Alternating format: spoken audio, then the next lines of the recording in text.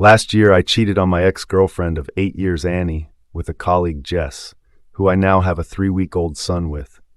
I have no excuse. It cost me my job and the majority of my friendships, along with the love of a good woman.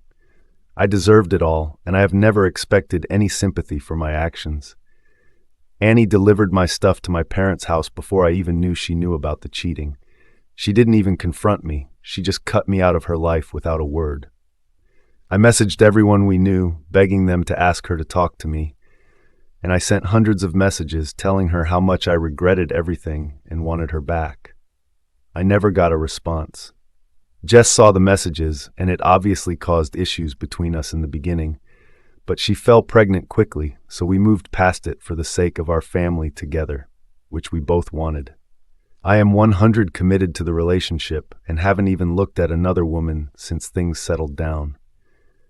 In the final stretch of Jess's pregnancy, about a month ago, I saw Annie in a shop for the first time since the breakup. She was pretty cold towards me, but said that a few months ago, she found a keychain my granddad got me when I was very young. It's not valuable, but she knows it means a lot to me, and she said I could come collect it the following Saturday morning. I explained that was 6 days after Jess was due to give birth, so I'd probably need to be home. But she just said I could either get it on Saturday or it was going in the bin, so I agreed a time to go over.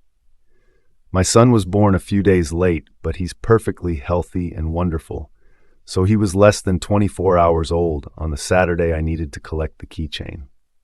I planned to pop in on the way to the hospital, but when I got to my old house, Annie invited me in to talk about how things ended between us. I thought we had a good conversation and that both of us walked away with closure.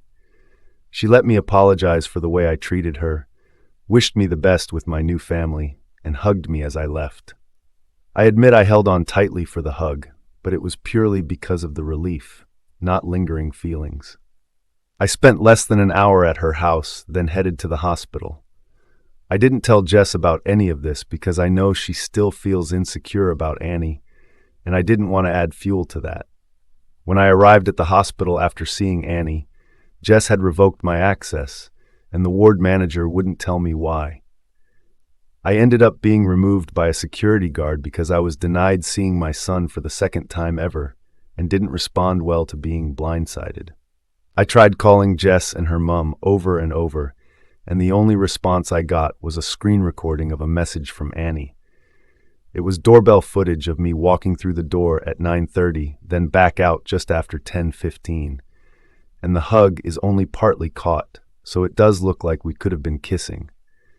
The message Annie sent with it said, "Did he even shower and change his clothes between effing me and holding his son? Congratulations on being stuck with him for the next 18 years. I hope it's everything you dreamed of. No one believes this is a setup, at all. It's something I would never have expected from Annie, and no one else would either, so they're completely rejecting the idea that this is a lie.